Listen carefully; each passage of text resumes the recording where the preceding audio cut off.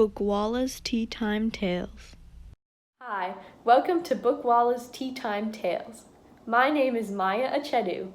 I'm from Chicago, Illinois. I hope you're all ready to curl up and read a good book because today I'm going to read to you Beauty and the Beast, an enchanted place. Once upon a time, there lived a beautiful young girl named Belle. She loved to read and could often be seen wandering through her village with a book. Belle lived with her father, Maurice, who was an inventor. One day, he went to a fair. On the way home, a bad storm broke out, and he took shelter inside a dark castle. But the master of the castle was an angry beast. And once he discovered Maurice, he would not let him leave. Belle searched for her father when he didn't return home. She soon came to the castle and went inside. "Hello? Is anyone here?" she called as she walked through the hallways. A wooden mantel clock and a fancy candle were sitting at one of the tables.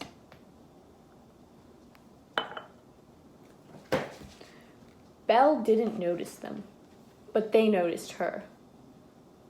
"It's a girl!" cried Lumiere, the candle. Once Belle had passed, he jumped to the floor. "She's the one! The girl we have been waiting for. She's come to break the spell." Many years earlier, Lumiere and Cogsworth the clock had been human, along with lots of other objects in the castle. But their master, the prince, and his castle had been put under a spell. The servants had been changed into enchanted objects, such as the clock and the candle, while the prince had been turned into an awful beast. The spell could only be broken if, by his 21st year, the beast fell in love with the girl who loved him back. Lumiere and Cogsworth followed Belle. Before long, she came to the dungeon where her father was locked up. "Papa!" she exclaimed. She knelt down to touch his hand. "You must go," Maurice cried. But already it was too late. The beast had entered the room. Belle was not afraid, though. "I've come for my father. Please let him out," she said sternly. "He's my prisoner," the beast growled. "Take me instead," Belle offered. "You would take his place?" the beast asked, astonished. Belle agreed, and the beast dragged Maurice from his cell and sent him away. On his way back to the dungeon, Lumiere suggested that his master find Belle a more comfortable place to stay than the cold, dark south.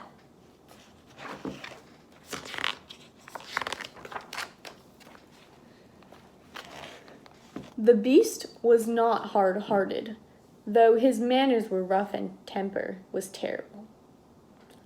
When he saw Belle sobbing, he softened.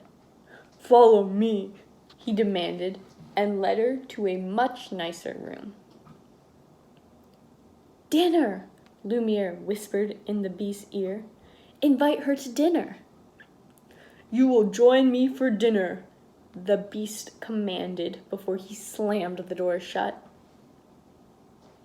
Soon, some of the servants stopped by to introduce themselves. Mrs. Potts, the teapot, and her son Chip, a teacup, offered Belle a spot of tea.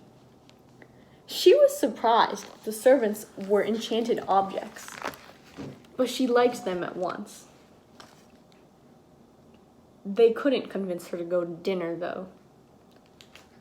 Cogsworth finally broke the bad news to the Beast. "She's not coming," he said. The Beast went to Belle's room and pounded on the door. "I thought I told you to come down to dinner," he growled. "I'm not hungry," Belle replied. "Please," Cogsworth quietly urged the Beast, "attempt to be a gentleman." "It would give me great pleasure if you would join me for dinner," the Beast managed. But Belle still said no. She would not eat with the creature who was holding her captive. The Beast stormed off. "If she doesn't eat with me, then she doesn't eat at all," he roared. Later that night, Belle sneaked out of her room and tiptoed downstairs.